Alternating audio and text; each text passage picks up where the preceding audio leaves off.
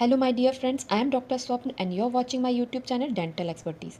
On demand, I am uploading final part of Rajasthan Dental Exam Paper 2018, and it took so much time and effort. So please consider my effort and hit the subscribe button and share with your colleagues. So let's start with question number 76. Which of the following is a characteristic of an infantile swallow? The teeth are together. The mandible is established by contraction of the muscle of the seventh cranial nerve. The tongue tip is held against the palate above and behind the incisors. Minimal contraction of the lips. तो infantile swallow के characteristics क्या होती हैं?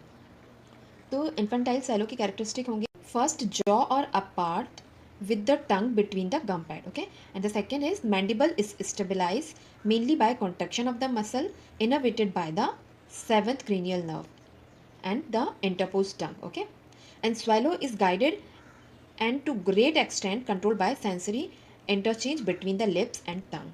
So the correct answer for this question is the mandible is stabilized by contraction of the muscle of the seventh cranial nerve, okay. ये infantile swallow का characteristic feature, okay.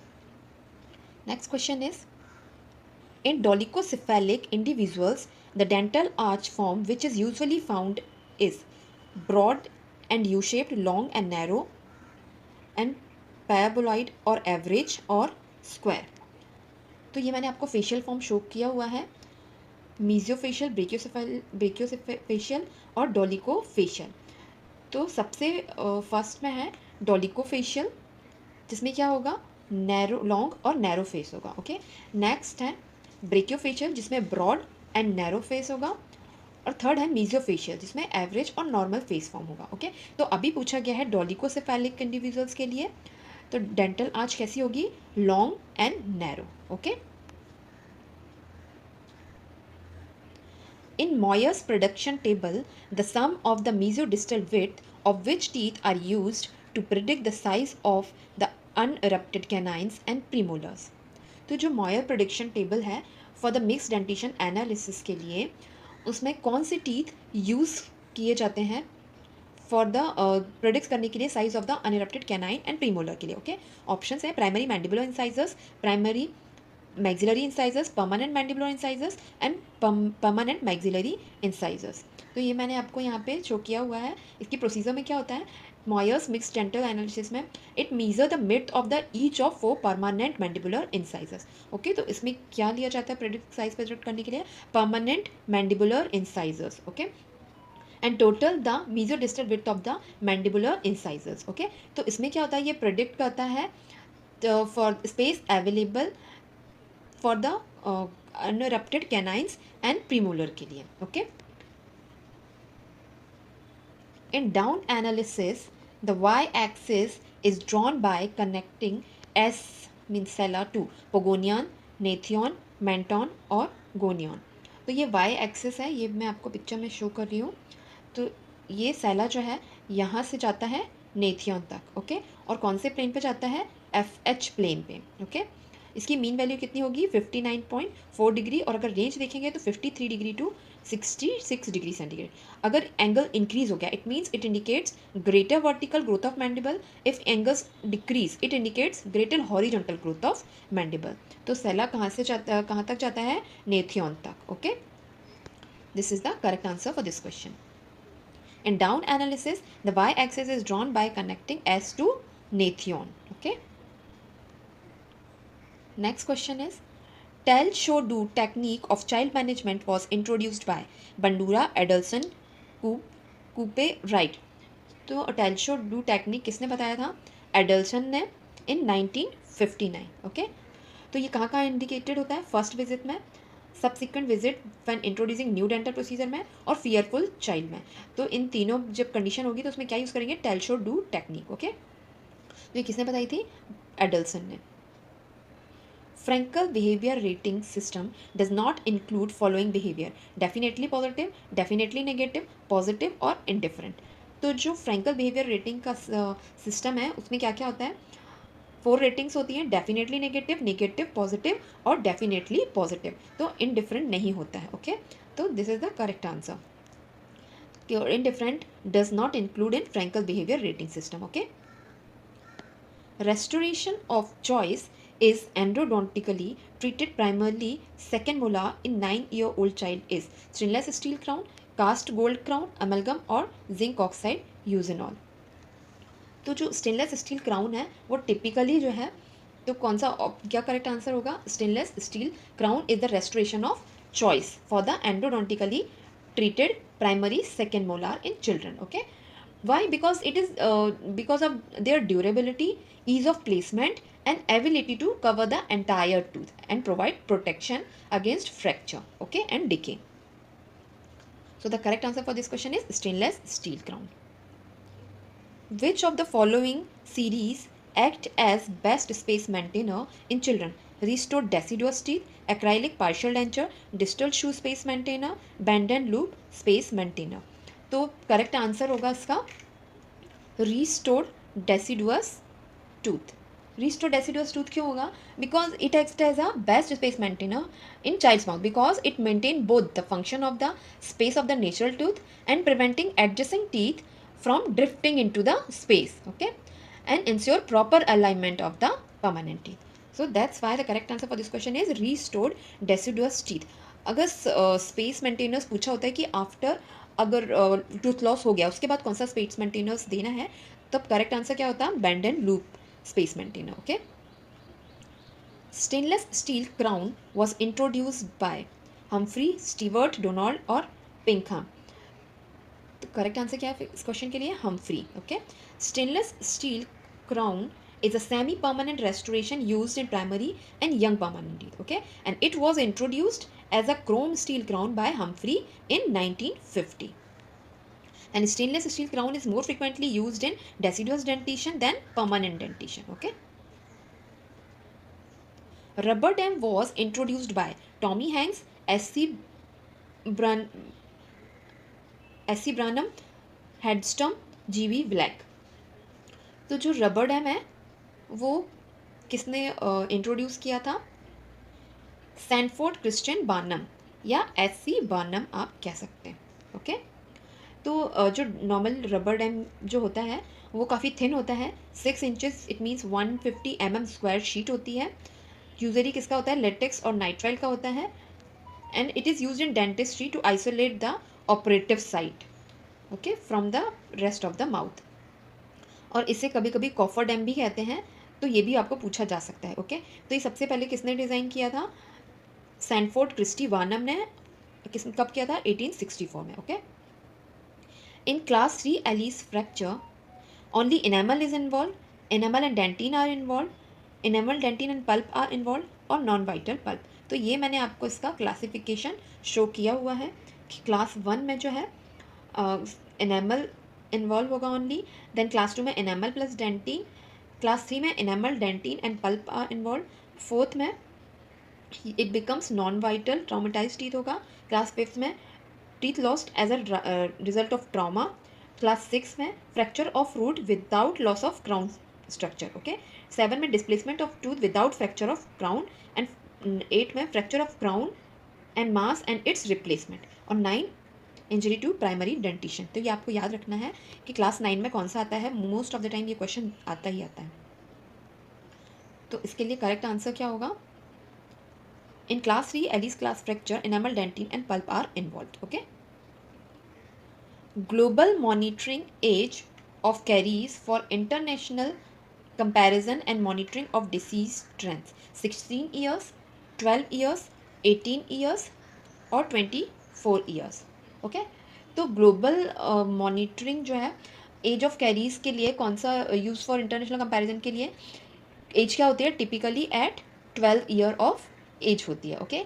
And this is chosen because it represent a critical period when many permanent teeth has erupted and allowing for a comprehensive assessment of dental caries prevalence and trends. Okay, that's why it is considered as the global monitoring age for dental caries. Okay, what is the relation between prevalence and incidence? Options are prevalence equals to incidence into mean duration, prevalence equals to incidence by mean duration both A and B, prevalence equals to 1 by incidence.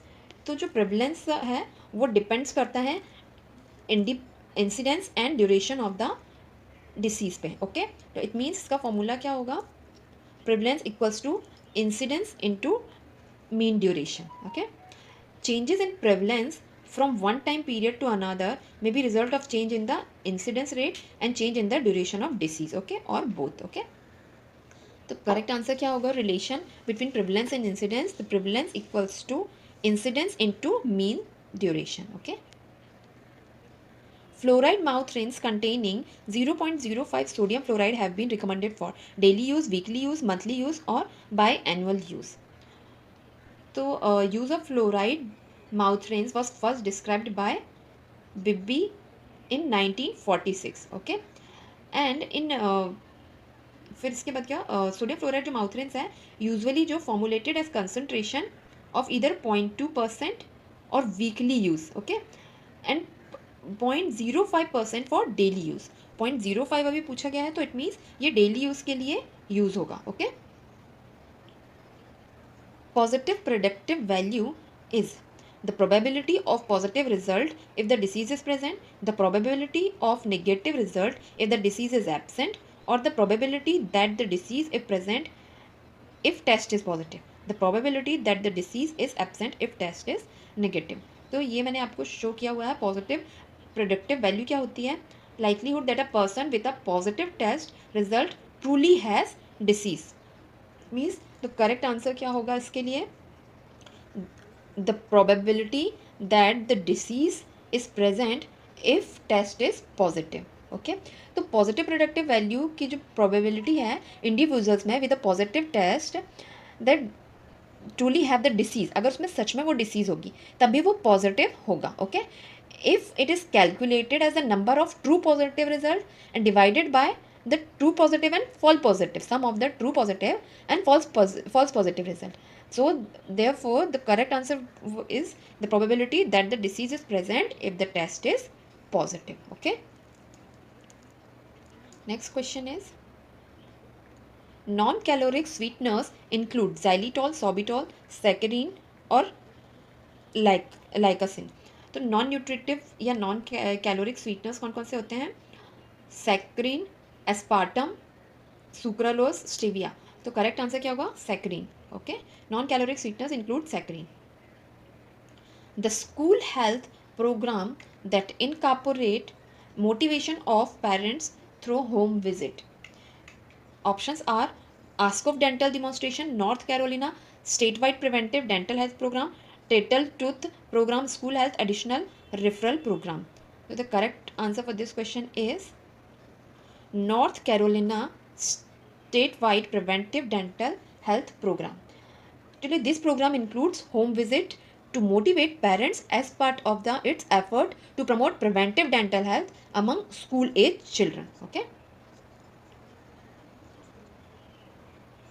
A non-random sampling technique is systematic sampling, convenience sampling, multi-stage sampling और cluster sampling. तो sampling की method 2 types की होती है, probability sampling या random sampling, non probability sampling या non random sampling. Okay, तो इसमें क्या क्या आएंगे, प्रोबेबिलिटी सैम्पलिंग में सिंपल रैंडम, सिस्टमैटिक, स्ट्रेटिफाइड और क्लस्टर। और नॉन प्रोबेबिलिटी और या नॉन रैंडम सैम्पलिंग में क्या आएंगे, कन्वीनियंस, कोटा, जजमेंट और स्नोबॉल। ओके, तो करेक्ट क्या होगा इसमें, convenience sampling is a non-random sampling technique। okay, white appearance of oral mucosa may be caused by atrophic epithelium, increased vascularization, break in epithelium, thickening of stratum spinosum। तो white appearance of oral mucosa may be caused by a variety of factors like the oral epithelium may be stimulated to an increased production of keratin। अगर hyper keratosis हो गई है तब भी white appearance दिखेगा oral mucosa का। and the other factor is abnormal but benign thickening of stratum spinosum, acanthosis, which is called acanthosis।